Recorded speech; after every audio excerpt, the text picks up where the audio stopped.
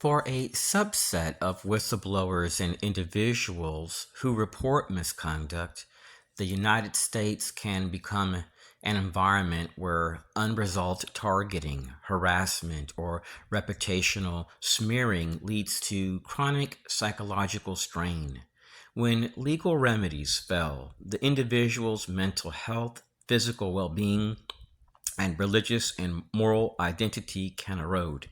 In these conditions, relocation becomes not an act of abandonment, but a rational step towards preserving sanity, health, and spiritual integrity. Long term targeting, whether through surveillance, harassment, or reputational attacks, creates a state of continuous threat perception. The nervous system adapts by staying on high alert, a condition known as hypervigilance. This state is characterized by constant scanning for danger, difficulty sleeping, inability to relax or trust others or their surrounding area. So the target is left in a state where they're startled easy, perhaps. They may experience social withdrawal. Over time, the targeted individual loses the basic human experience of peace. Everyday life becomes a defensive posture. When institutions fail to intervene, the targeted person often experiences a collapse of faith in justice, faith in the community, faith in God's protection, because they're seeing nothing is changing. So when people lose faith in God's protection, when they're a target, they may feel like they're just on their own. There's no support at all.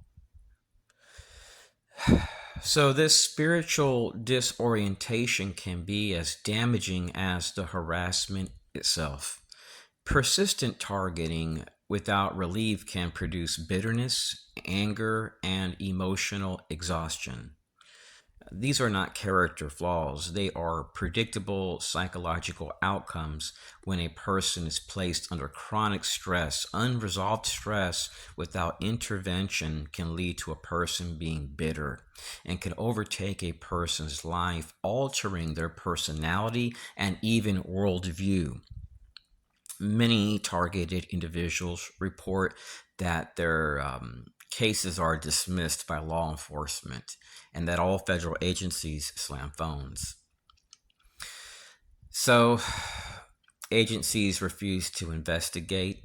Courts typically defer to national security or lack of jurisdiction to not get involved. And this creates a closed loop where the individual cannot prove harm and institutions refuse to look for it. When targeting becomes routine and patterned, like same vehicles, same individuals, same timing, it can feel engineered to provoke emotional responses. It's done to create predictable stress responses. These people that are wearing suits and that are harassing you in libraries and classrooms when you're 20, 30, 40, they know what they're doing. This activity is meant to place you under immense psychological strain. Without oversight, the targeted individual is left in a state where no one is held responsible, no one intervenes, no one acknowledges the harm. The institution remains silent. So, distancing yourself from environments where you're being harassed is perhaps going to be the best thing you can do for yourself, so that way your nervous system can reset. Reduction in hypervigilance will occur. Restoration of sleep and cognitive clarity will improve. Ability to rebuild trust in relationships can occur when you go to a country which is going to look after you versus harm you. A new environment breaks the cycle of predictable harassment campaigns. So you want to protect your health because chronic stress is linked to hypertension, stroke risk, immune suppression, depression, anxiety disorders, leaving the environment of stress as a legitimate health intervention. For many that are targeted, they're left in a state of moral injury, spiritual confusion, and they may have a sense of being persecuted for beliefs or conscience. Relocation allows the individual to practice faith without fear, coercion, or psychological manipulation. When harassment is systematic, it can push individuals to emotional breaking points. Leaving the U.S. becomes a way to avoid being provoked, avoid predictable emotional traps, to avoid situations engineered to produce conflict.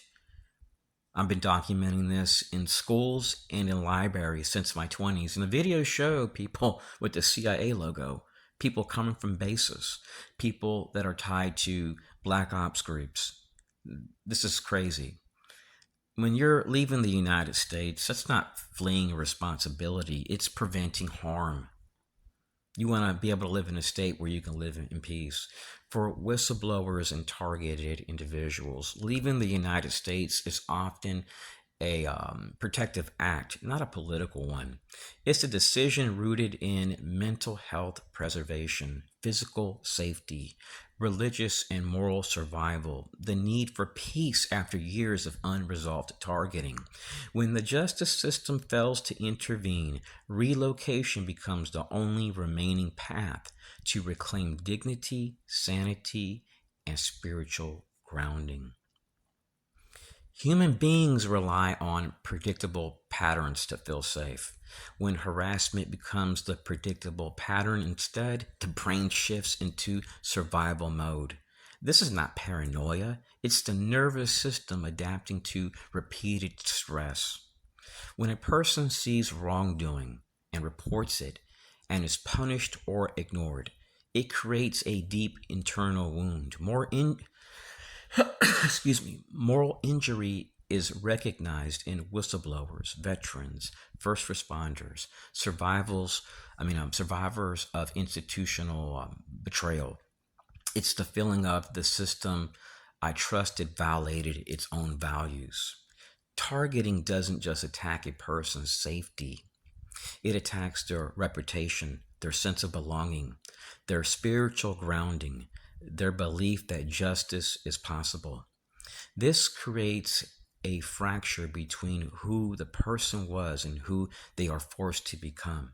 When you have somebody that's working for a CIA contractor harassing you in a supermarket in a few states, and they're systematically targeting you where you walk, where you eat, through a small business vendor, they're trying to create your reality. They're trying to play God with your life. And we're seeing right now what's happened to the CIA overseas in the past by playing God with people's lives and messing with other governments. It hasn't turned out good for them. We don't harass them. We don't bother them. We just want to not deal with them anymore. So I want to talk about why relocation becomes a health decision, not a political one. It helps to break the feedback loop. When the environment itself is the trigger, staying in a place guarantees continued hypervigilance, continued bitterness, continued emotional exhaustion. Leaving interrupts that cycle and gives our body a chance to reset. When a person feels spiritually or morally violated by their environment, relocation becomes a way to protect the conscious, preserve the faith, and avoid being shaped by bitterness or anger.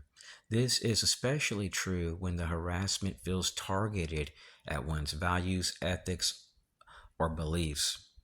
Systematic harassment often aims to provoke anger, outbursts, instability, predictable reactions. Leaving the environment removes the ability for others to script our emotional life, our financial well-being. It helps us to have love lives. It helps us to have happy homes. It gives purpose for life when we flush the toilet and get rid of the bad people out of our life by relocating. When the justice system fails to stop the harassment, the targeted individual is left in a psychological trap of chronic stress, spiritual erosion, and no institutional protections. Under these conditions, leaving the United States is a way to regain your health, to not live in a state of hypervigilance.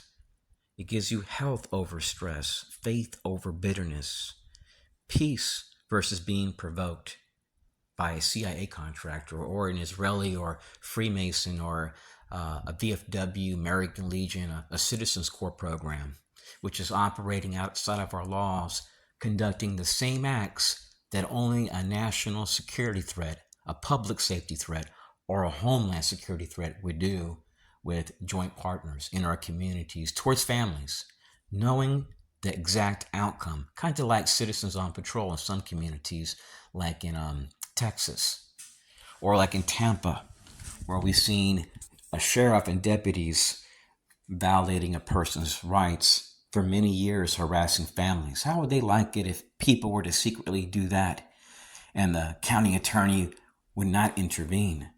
And you're not going to see Americans doing what they do. So that's all I want to share for now.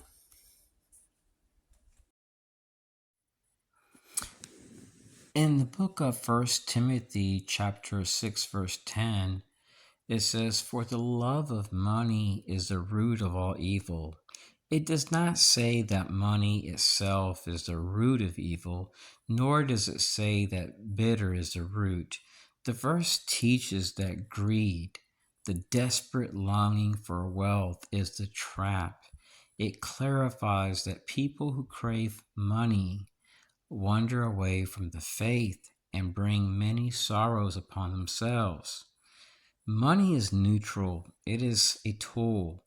The verse warns against the hard attitude of loving it. So this becomes a destructive idol.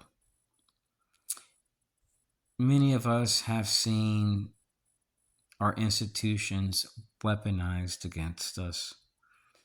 And this is due to people often being driven by the love of power, a form of currency, or the love of retaining status.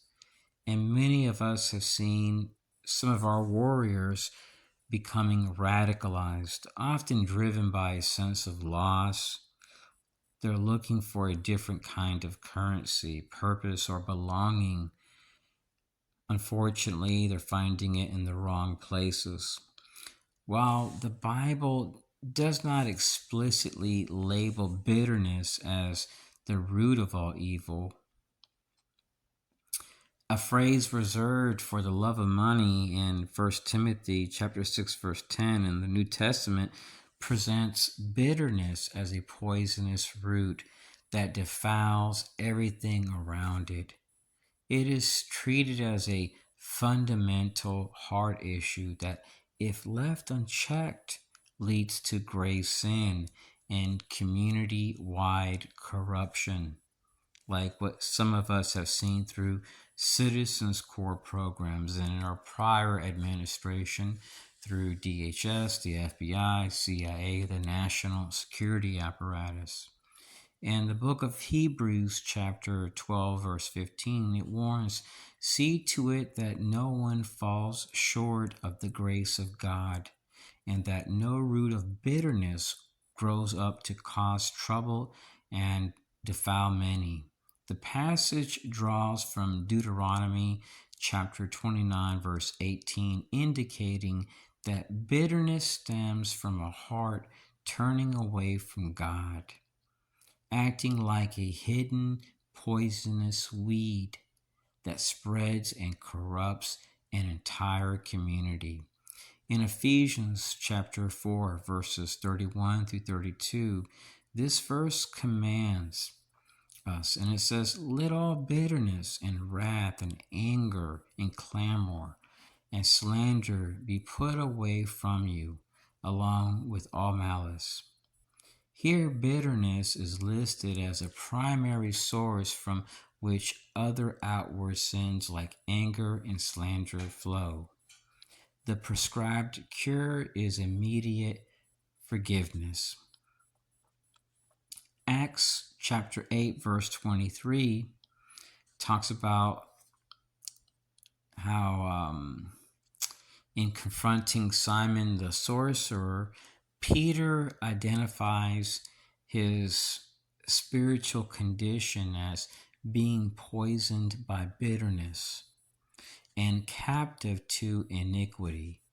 This links bitterness directly to moral captivity and spiritual poison. The New Testament uses metaphors to explain the danger of bitterness. Like a root, bitterness often starts beneath the surface, an unnoticed grudge or resentment. It may not be visible immediately, but it determines the health of the whole plant. Bitterness defiles many. It springs up to cause trouble. It never stays private. It poisons relationships, marriages, and church bodies. Bitterness is linked to unbelief. In the context of Hebrew chapter 12, the root of bitterness is tied to falling short of God's grace and failing to trust God's sovereignty.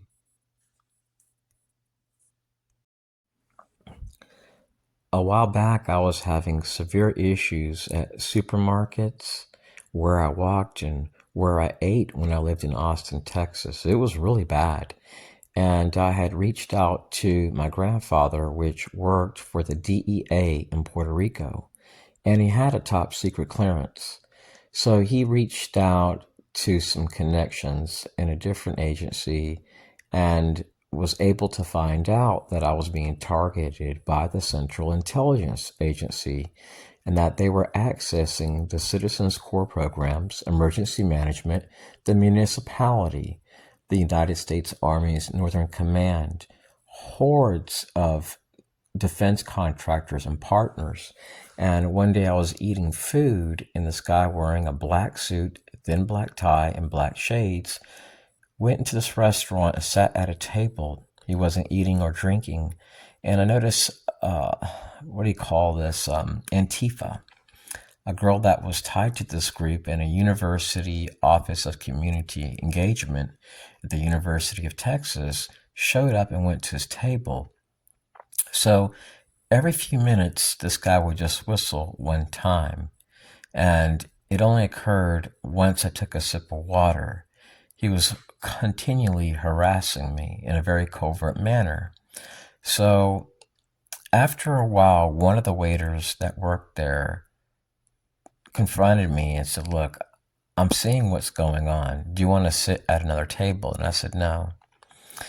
And then where things started happening, things that I had talked about on the phone with a relative prior were being mentioned out loud. And I knew that my phone was being tracked. And every single day I was harassed in the classroom. And anytime the teacher would ask me a question, there'd be a student that would whistle one time really loud. It got so annoying for students that they started questioning me and the student eventually left the school. People found it extremely weird what was going on. Well, during that time, I would drive to rural areas and I would be confronted by this lady that worked for the local FBI field office in Austin, Texas. I wasn't harassed like 4 or 5 times when I lived in Austin, Texas. I was harassed throughout the day by a variety of interagency partners. And what I discovered was that the Fusion Center was actually working with the FBI, the CIA, and the main partner for the Fusion Center in Texas when I was living there was the Citizens Corps programs, which actually work with all city commissioners in every single county within the United States. The counties that do not have a Citizens Corps program being ran by a regional council, kind of like the Texas Association of Regional Councils, will typically be ran in small towns by fire departments. This is not to say that fire departments are corrupt, but in some communities, they are highly corrupt, and they'll do clandestine stuff because through Fire Corps, that's a way for them to get more money for their pensions and for outings. And the way they see it is they're serving the government. Excuse me. I almost sneezed there. In their minds, they're serving the government. So, hold on a second.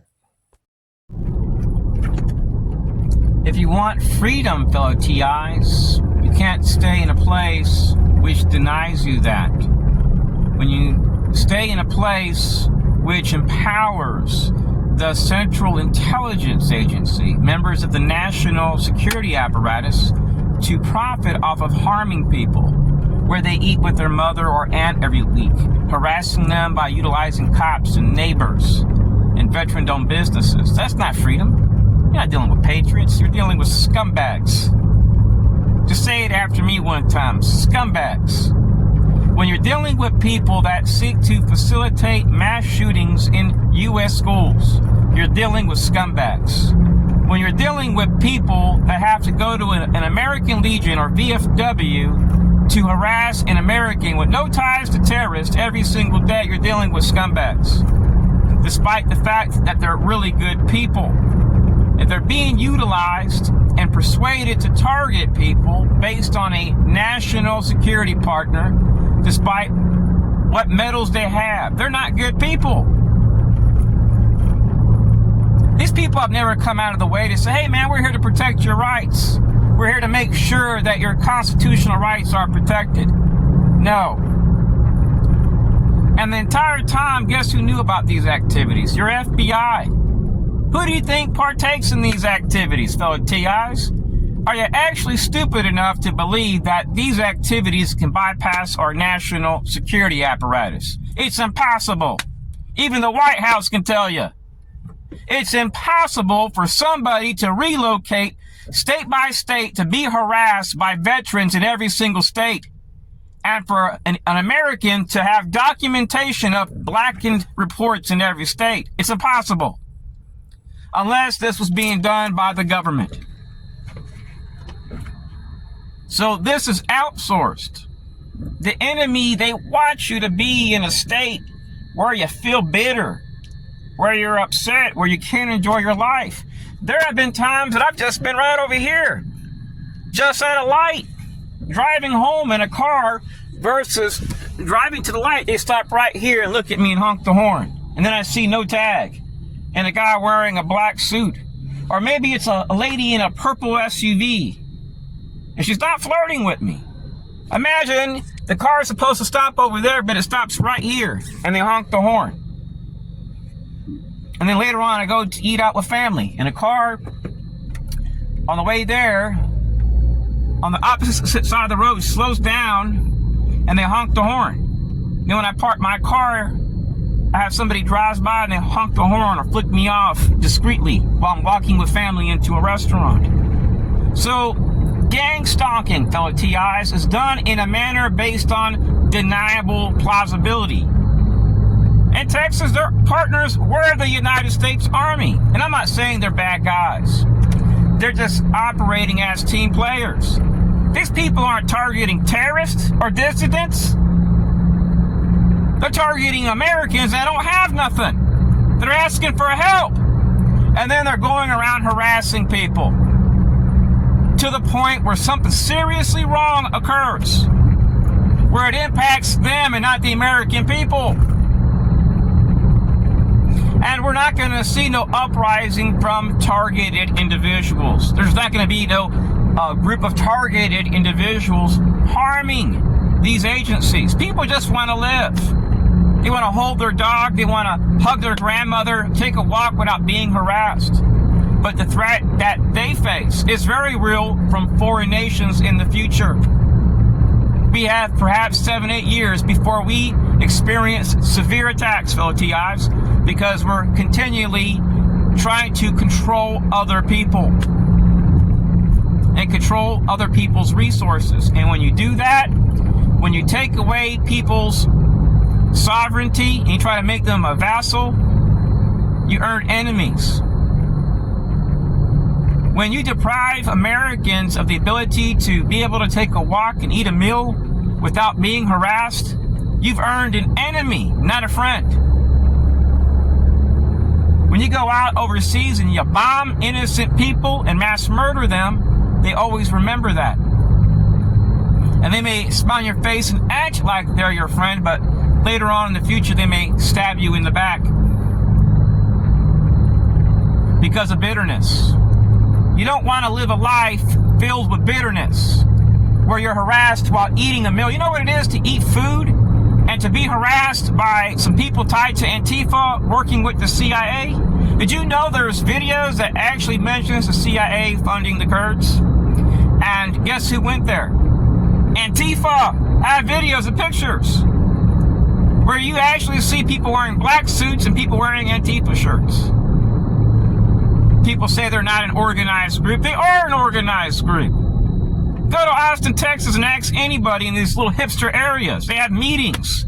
They operate through universities. They network with the CIA.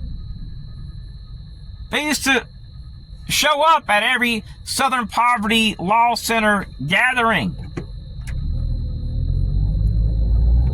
It's not a coincidence that Charles Kirk was actually assassinated after they put Turning Point USA on the Southern Poverty Law Center list as a threat. It's the second time somebody has died because of that. And that liberal group worked with the CIA and at one time even the FBI. So every time the liberals get in power, they target conservatives.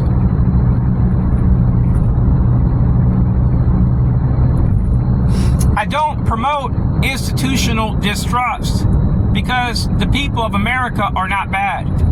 But we have within this nation, fellow TIs, people that are more devoted to promoting terrorism than counterterrorism. And it's reached a point now where I don't believe our national security apparatus can no longer hide these activities and say it's not occurring, because it's going back to the corporate sector and the government. It's reached a point now where I can show you U.S. bases and chains of command, where you can see people that make income ranges of CIA agents, and they don't wear military uniforms. They're not civil service. It's reached a point now where I can prove I've been targeted overseas and that these people have harassed me in stores. The FBI was harassing me at doctors' offices, and the CIA was utilizing elderly people as a cover. If I harass somebody for years and they don't react, well, you already know they're nonviolent. If they relocate to try to go to school and improve their life and you still harass them, then who's the threat? Who are the national security threats? Who are the public safety threats? Who are these domestic terrorists? It's not the American people. And I have known many targets, some which the targeted individual don't even talk about, because the targets I knew were ones that had video evidence, not allegations. And they made headlines. People have died over this stuff, fellow TIs.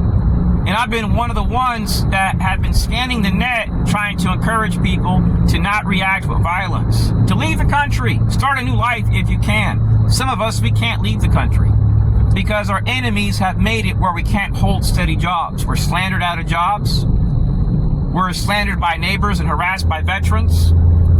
I have videos where I walk with my family and I take a 15-minute walk, and once I'm 8 minutes from the house, the exact moment, there's a guy that's a veteran. He would run out of his house wearing a military backpack, literally a 10-foot jog, and then he runs right back into his house and whistles.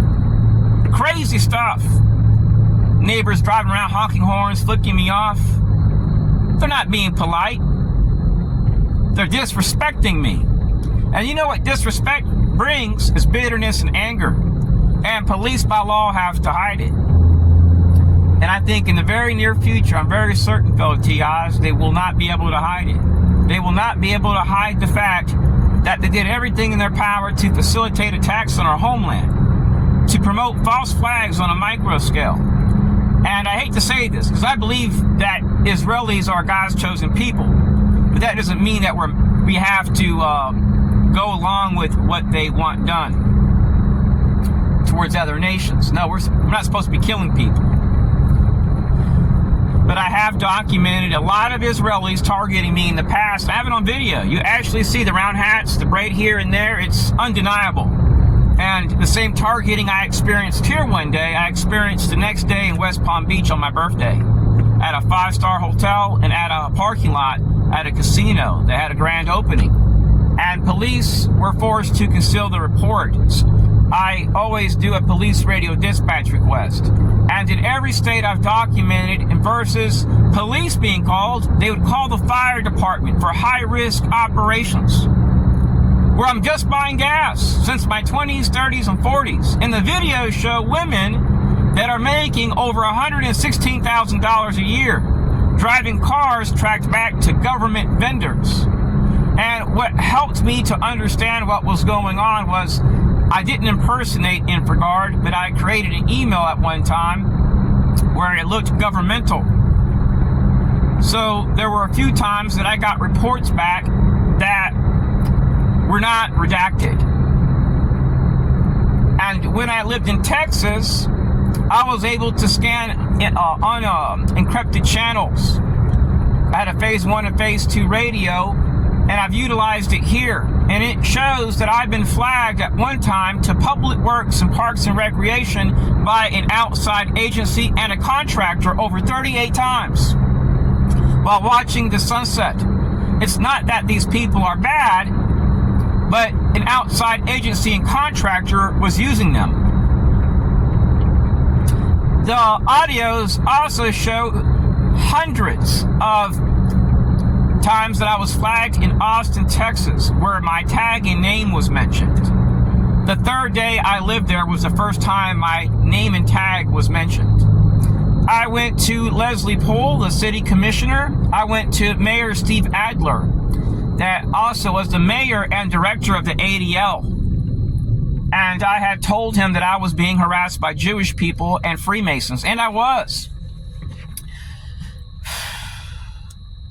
I was able to locate Stingray devices and people utilizing them, and I even zoomed in on one, and it says Harris Core on it in a black box, and it was an old man with a guy wearing a black suit and a thin black tie, and a female which was nicely dressed.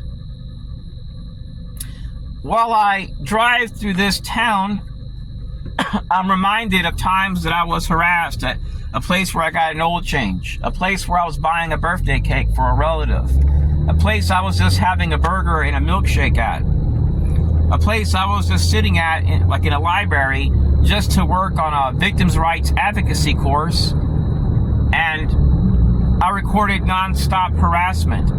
And I used to go to this gas station between 2019 to 2024, and a Mexican lady would run out and hold the door. She was one of the cashiers.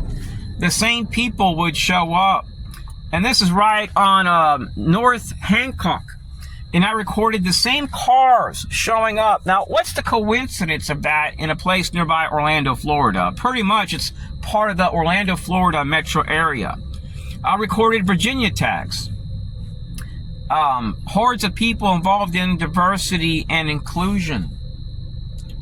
Now, if somebody's systematically trying to trigger you, and you've gone to DOJ, FBI, DHS, NSA, you've gone to the county attorney, and you have their faces on video, they said, we will not help, that your matter is civil. Well, you already know that if you're harassed and you go to police, that your matter is civil. They're not going to help you. You know why? Because you're being harassed by federal contractors and partners.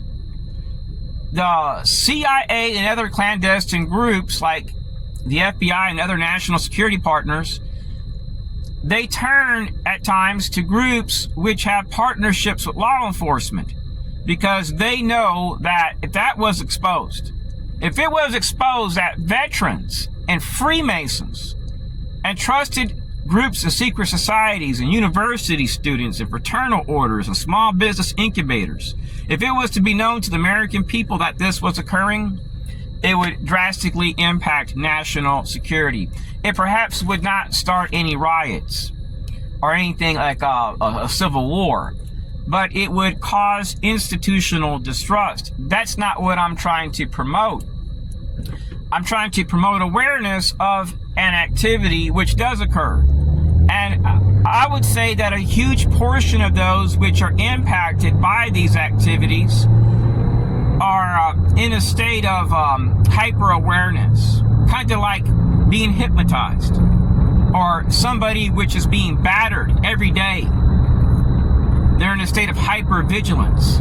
The average person, when they're driving, they're just focused on the road. When a person is targeted, like right now, I'm looking at the cars behind me, in front of me, and even on the side while I'm driving. My body is now trained to do that. The average American has to look at the rearview mirror. And it's not that I'm paranoid, but it's because I know how it is to go to a place just to eat food and be harassed and be followed. At one time, they would follow me with one headlight, and I could just take a sudden right, and they would take a sudden right. Then I could do a U-turn to get back on this road, and they would do the same thing, and that was Citizens Corps back in my 20s. That was the FBI, the CIA in my 30s and 40s. They worked with the same groups doing this, the same contractors. And a lot of them don't have any guilt because this is being outsourced. They don't care if this erodes their quality of life. It's classified. And when you know about it, it makes you a threat to them because now they're wondering, can this person come after us? At one time, I went to a dermatology. I think it's called, I forgot the name of it, Associates of Dermatology. It's right next door to the VA office in Clearmont, Florida. And two people came in there wearing suits. And I was denied medical care and given a sample bottle of lotion for severe hives due to stress. And then I got it again and went to Care Spot right next door to Tropical Cafe. And something really weird happened. Oh, let me go back. One day I was there with a relative and we're just having a smoothie. They have no criminal record. Their father had a Purple Heart, bunch of medals. And these two guys come in there, and every time we took a sip, they whistled. They didn't eat or drink. Well, let me go back to Care Spot. I recorded a guy with a tag, and it said CIA, and he had no tag on his vehicle. And somebody knocked on the back door and said my name. And then I was denied medical care. And just a few days ago, I went to another dermatologist. I found out that my issue is actually friction. Because I sweat a lot at night due to anxiety over my targeting. And it causes friction rashes. It's not contagious. So, it's pretty severe at times, and the doctor just said use zinc oxide. No steroids, no future appointments. And what's really weird is that when I went there, there were two people that showed up, as I did, and they were whispering into the lady's ear, and they're pointing at me. And the exact moment I leave, they stand up and walk out, and one of them whistles. So, let me go back. When I was in the doctor's office, they made me wear a gown to examine my skin. And they never examined my skin, but they put down on the medical report that they did an examination. So my hives got worse, and I reached out to a holistic doctor. And he also has a medical degree. He's worked at hospitals. And he told me it's not the normal protocol to give somebody just zinc oxide for your condition. You're supposed to get a steroid. You're supposed to, if it gets worse, maybe get a biopsy. You're supposed to get future appointments for something like this because you have other health issues which overlap. And I was in disbelief, so I asked every AI the same thing. Same question, and all the AIs were like, that's not normal medical treatment. You went into a place, they made you wear a medical gown, you did not get an exam, but they put down that you did. So they essentially committed medical fraud. They didn't give me an exam. I went there before and they seen that my skin was raw and bloody from scratching and itching, and it was just so bad. So what's really weird is that my doctor gave me a doctor's order to go to a cancer specialist. And the cancer specialist is right next door to Lake Sumter Community College. And one day I went there and I had hives really bad, and I told my doctor, can you please give me something for this? And she's like, I can't. Well, can you please at least look so that way you can see it, and please give me medicine? She's like, I can't. So when I arrived there, I seen two ladies that were actually on my tail on the road, and they didn't have an appointment. And they parked next to my vehicle and they kept looking at me. So the exact moment my name is called, they exit the car. And when I exit my doctor's office at Florida, the cancer specialist building, I noticed that one was on each side of the door. And then they walk out and leave. They were listening to everything that I was saying, which I didn't care because I had medical issues. So I was offered no future medical appointments. And my doctor told me that's the weirdest thing, because you're at risk of getting cancer. And they're able to make money off of you with your health insurance, and if you have to pay them. He says that's the craziest thing I've ever heard. So something is not right, fellow TIs. 3 years ago, I drove to Apopka, Florida for the first time in my life. And I had scheduled a dental appointment for a chipped tooth in Apopka, Florida.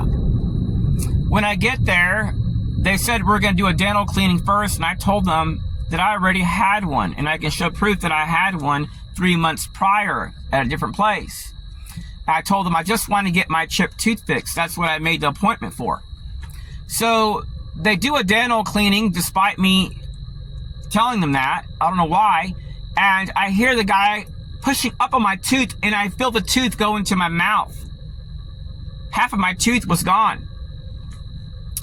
And the guy gets the water pick and he sprays my face with water about 12 inches from my face. And he's spraying my face and laughing. What's really weird is that prior to going there, I'd gotten to the town 45 minutes earlier. There was a thrift store right across the street from that plaza where the dental clinic was at. I noticed a postal clerk go in there and put his hazard lights on. He had no packages, and he walks up to me and just stares at me. So I buy a used ping golf club and an antique Chinese lighter that was green. And I cross the street and go to the dental appointment. I had 20 minutes to my appointment. And these two guys come in, and that postal clerk comes in and just stares at me. Both of these guys did a walk-in for a dental cleaning, but were not there for no longer than 4 minutes. And one of them walks back where the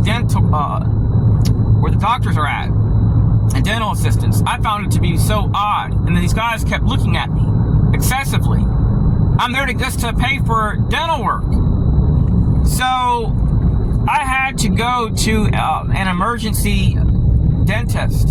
And Apopka, Florida, that place that I went to get dental care, didn't offer to fix the tooth the same day or even any other day. I even reached out to their corporate office. I could have sued them and took them to a small claims court, but I went to a place nearby Universal Studios. I went to a same-day dentist, an emergency dentist, and got it fixed hours later. To this day, they've never called me back. And they told me that I needed a crown also. And I found out from 3 other dentists that they lied. I never needed a crown. The same thing happened in the year 2000. I was followed by 2 guys wearing green reflective vests that had no tags. And I've shared videos of this. And these 2 guys stood on each side of the door. And I was in there for about 2.5 hours. the dentist there told me my bill for my dental work would be $18,000 for future dental work. And I found out that I only needed to get one tooth fixed. There was just like a slight chip in the back. So this place was closed down. I reported them. They were committing fraud, and I was being followed afterwards by people with no tag. This was back in 2020. I've been here for about 7 years. I moved here from Texas over this. Well, when I lived in Northwest Florida in 2006, I had a crown put on, a side tooth. I had a root canal, a crown, and I had an extraction of a molar in the very, very back. I told them to take it out. It was bothering me. So I left there with a cracked jaw and the bone protruded out of my mouth. And a police officer went in there from the Panama City Beach Police, and I heard my name, my full name. They were smiling the entire time, the dentist and dental assistant. But once they talked to that cop, once that cop came in, whatever he said caused me to experience that. And what's really weird is that during 2006, if I went to any gas station or a restaurant, I was harassed by cops and people wearing black suits and thin black ties. During that time, I had an encounter with the group that had the CIA logo, and they wore black suits, black ties, and black shades. They were all white, and they utilized local military resources and the Citizens Corps programs. While I drive to this area, this is where I bike, and sometimes I'll even park over there to go fishing, or I'll park to the left where the dog area is at, and I'll go into nature and just sit under a tree and have a Sprite. I've been harassed there for years. And they would park over here and then just walk up to me, whistle, and then leave. Like, imagine somebody taking a 1 minute walk, a 1 or 2 minute walk. They park, they walk up to you, they whistle, then they leave. When somebody whistles, I don't think nothing of it. But if I park my car and I walk 10 feet and you arrived as I did, and you walk or you jog 10 feet, do an about face, whistle, and run back to your car, I know that you're messing with me.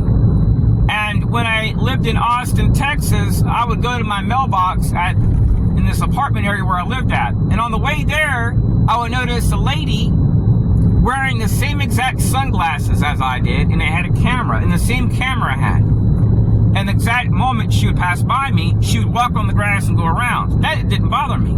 But I knew that she was mimicking me, because every day when I went to the mailbox, I see nobody except her. Monday through Friday, because everybody was mostly at work during that time.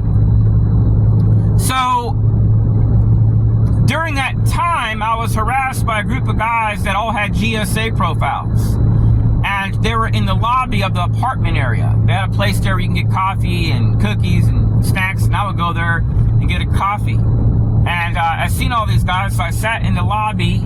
And once they left, I went in there to use the computer just to get out of the house, and I seen their resumes in the trash can. They were updating their resumes.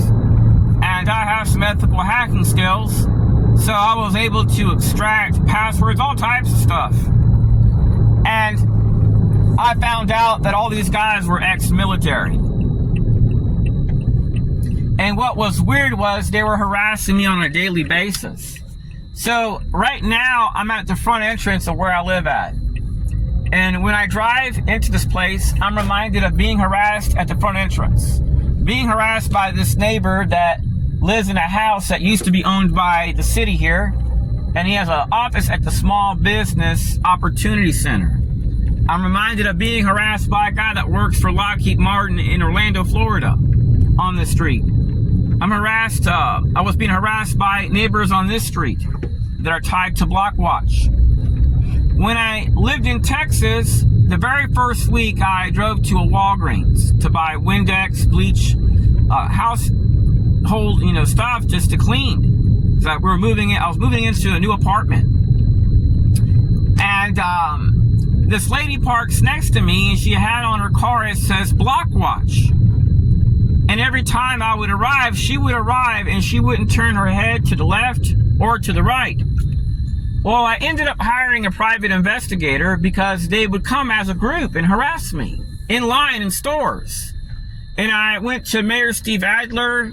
I went to the FBI, the National Security Agency. I went to the state governor's office and assistant governor's office, the police chief, the sheriff's department. And I even wrote the Chinese embassy and called them because I was seeking political asylum and I wanted to know how I had to do it. They told me I had to go to China and go to the police and just request political asylum.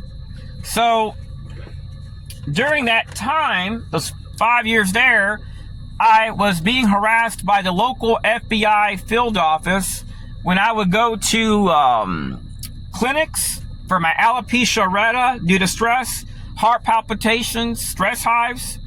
The local FBI had a field agent which would harass me there. And I went to the police over Citizens Corps over my private investigators' investigations. And the police advised me to go to the Public Safety Office, also known as the Fusion Center. Well, at that time, they called it the State Governor's Office of Emergency Management. I went there before going to school, and I was harassed there in the same exact manner that I was being harassed in the community by elderly people and women and corporate partners tied to corporations. And I noticed 3 people there that worked for the local FBI field office, the Joint Terrorism Task Force. And the report that they made doesn't line up with what I have on my body camera. That same body camera that they noted I was wearing, I wore every day. I wore it for 3 years, and then I eventually updated. And it shows that when I went to the Austin, Texas Police Department, they told me, we're advising you to go to the Fusion Center to talk to them, to file a complaint on that public safety partner. So when I get there, I go to the wrong building. I went to like the state law enforcement office. It was on the side of the Fusion Center, and they told me, no, you have to drive back behind here, and then you go to this building. I was like, thank you. When I go in there, there's no signs at all that say no trespassing. I drive in there, and I park my car, and when I get to the front door, the video camera actually shows a guy in his, I would say, early 30s with a mop. The door is wide open, and there's a woman walking in. And the guy mopping says, hey, guys, come on in. Well, the Fusion Center stated that I piggybacked behind a woman. Well, that's not what the video evidence shows. It shows me walking in and going straight to the secretary's office and saying, sir, I was told by the police to come here to get a complaint form because I want to file a complaint on a safety partner. And they told me, you have to go to the building next door. So I had to go to school, and I was getting hungry. I thought I'll just do this another day.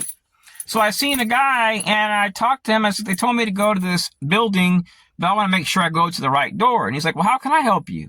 I said, yeah, I told him I had an issue with the group called Citizens Corps. I hired a private investigator, and police told me to come here to file a report. So while I'm there, I see a building.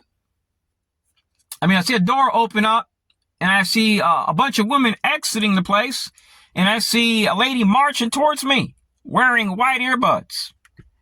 And the only thing I told the guy was I've been having issues with women in the community that have been harassing me in this area. And I didn't want to say anything, but the lady that came out of that building was somebody that I had issues with.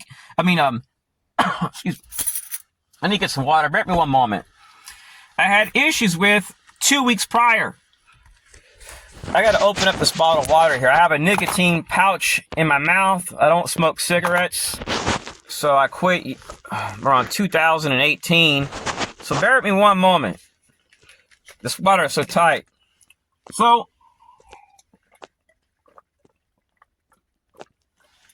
okay, I'm going to be able to talk better. Sometimes this pouch goes behind my mouth and I got to adjust it. So I was being harassed the entire time I lived in Austin, Texas by women and elderly people.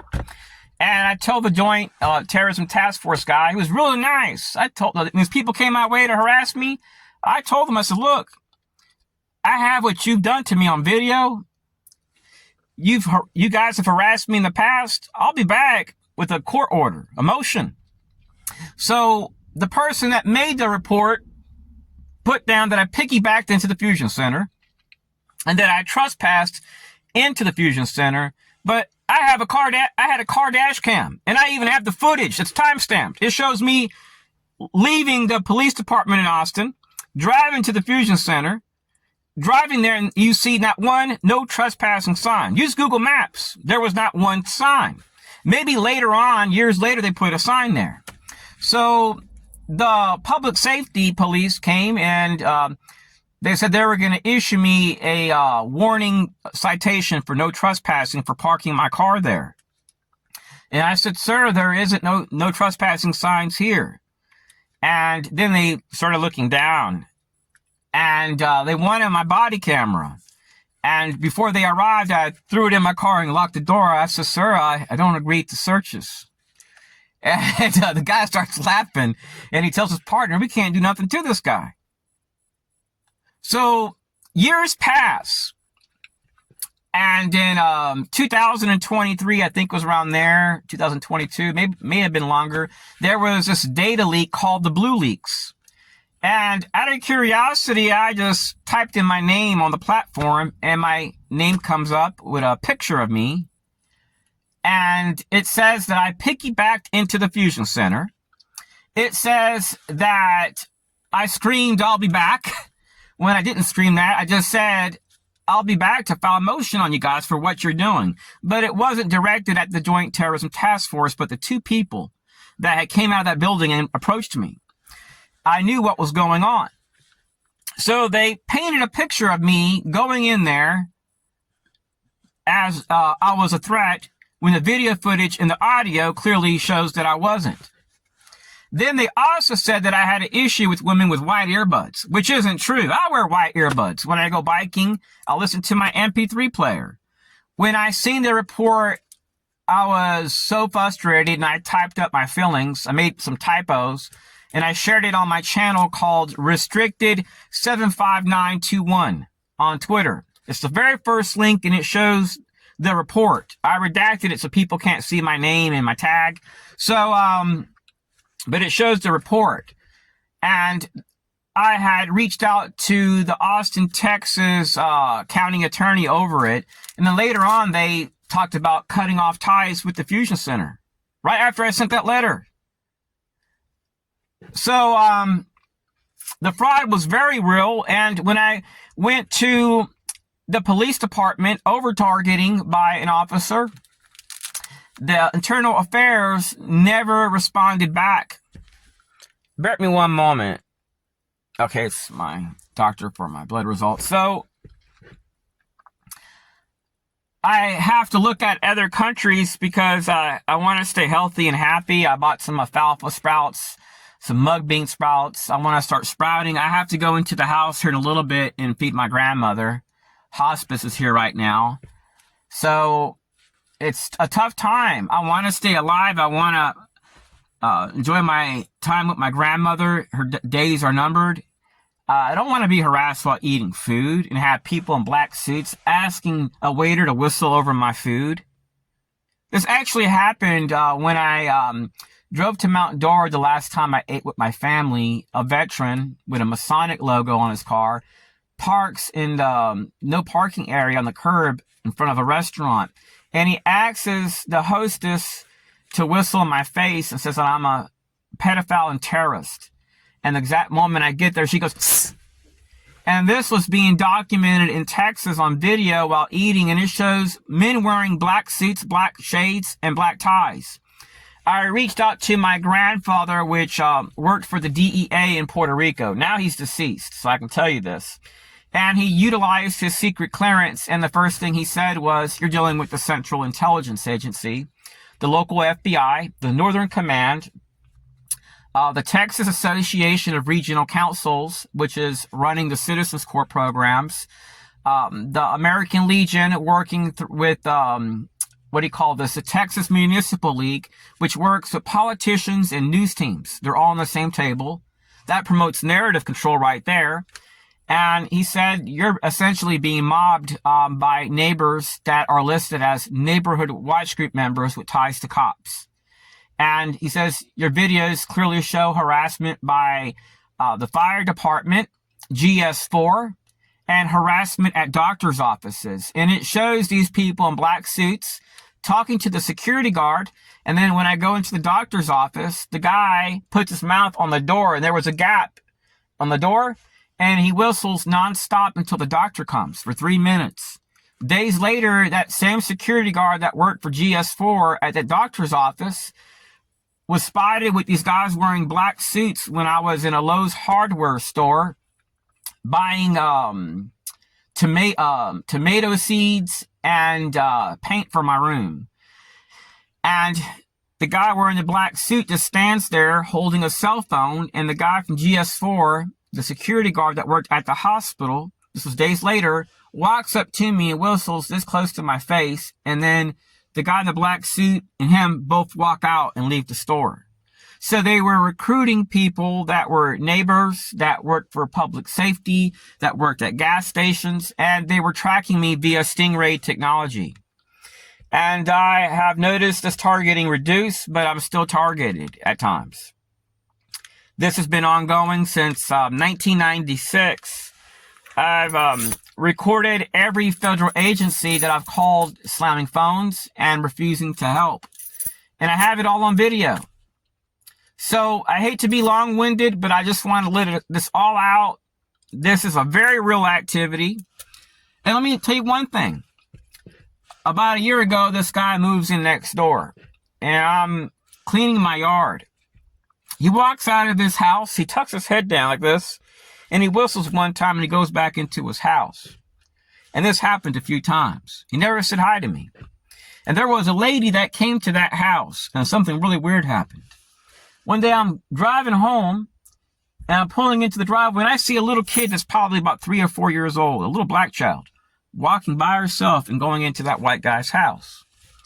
About 30 minutes later, I see her father go into that house. I think he's like an engineer. He lives like 3 houses away from me. He lives like in a blue house. Never had an issue with the guy. But what I found weird was all of a sudden I had different neighbors exiting their house, and right when I got home, they would whistle.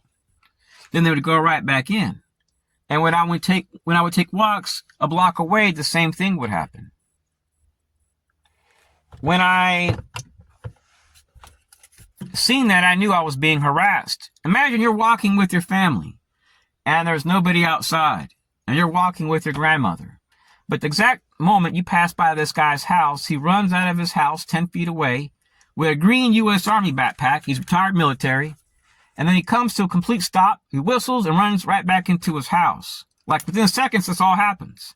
Is that a coincidence? And then you bike ride past a small business opportunity center. You're being harassed as you pass by every single residential area by somebody that's ex-Army or LGBT. That doesn't make a lot of sense. This is not a coincidence. So I've done everything that I can. My next option is either filing injunctions against the CIA and its partners. I already have enough on the VFW. It shows me at a lake, and it shows the entire VFW in Clearmont, Florida, driving into this lake parking lot. They have to go in there, and they have to go all the way around to do a UE to get to me. And each one stopped and honked the horn. Well, I have a car dash cam system in the back. It's 360 degrees, and I have one up front. Then I actually have 2 other ones that record from the sides and front, and it's all time-stamped. But I haven't sued. I'm not even going to bother with it. They're elderly guys, and my thing is not making a veterans group look bad. I've documented enough to get political asylum. Well, something like that would be a threat to national security because it can cause people to look down on vets. And my grandfathers were vets, so I'm not going to pursue that. My thing is just living my life. When I eat food, I like to enjoy conversations with my family. I like to bond with my family. I like to fish. I like communicating with people outside of America. I've written the White House in the past, NSA, different agencies. So I don't go out with guns or weapons. If I'm carrying a gun, it's because I fear for my life. And there are some targets that do fear for their safety and wear thin bulletproof vest. Some people have advised me to do the same. But I put my faith in God. And you may have really weird experiences with religious groups. I had one that I told for like 4 years that I was Pentecostal. I'm a Christian. I don't believe in Jehovah's Witnesses doctrine that Jesus is Michael the Archangel. I believe he's actually Jesus. And they kept coming back. And then one day I'm at a CVS and the person runs in there in a city and says, if I don't join them, I'm going to have problems. And I was being harassed by Department of Homeland Security back then. I sought help from the FBI and they refused. So they're using religious groups. They're asking people to harass people. Some groups. This is not community policing, fellow TIs. There are some targets that are saying it is, and it may appear to be, and it may actually be for some. When they flag you, you may be targeted and policed more.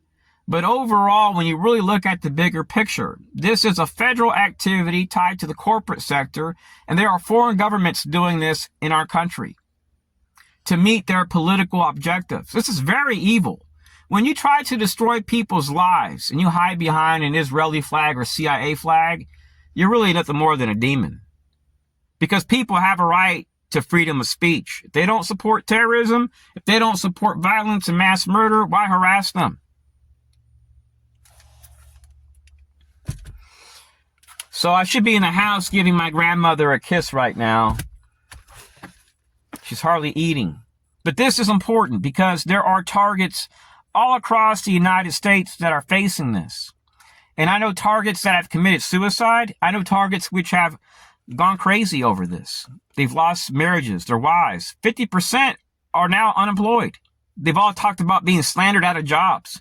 Ask any NSA whistleblower how hard it is to get a job. You would think they would have an easy time getting a job, but it's really hard. Some haven't been able to get a job at a good place.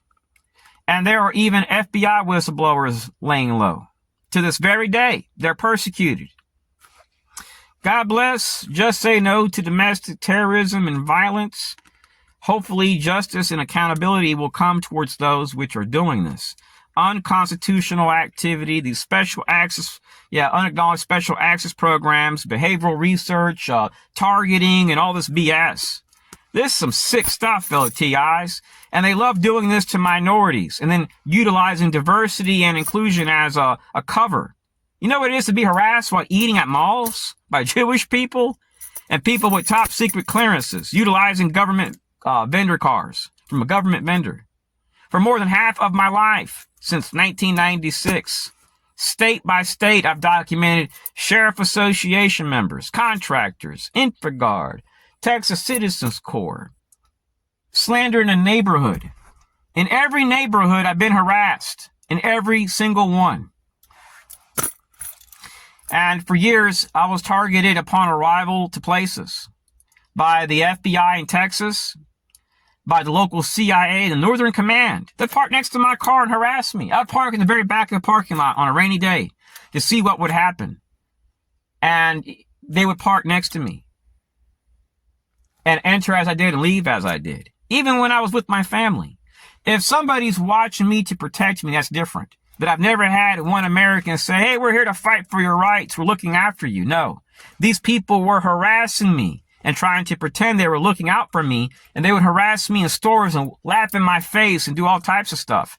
They were trying to promote violence at all costs necessary, even at the expense of their own lives. I have no ties to terrorists. I'm just exposing potentially the only terrorism threat the American people face.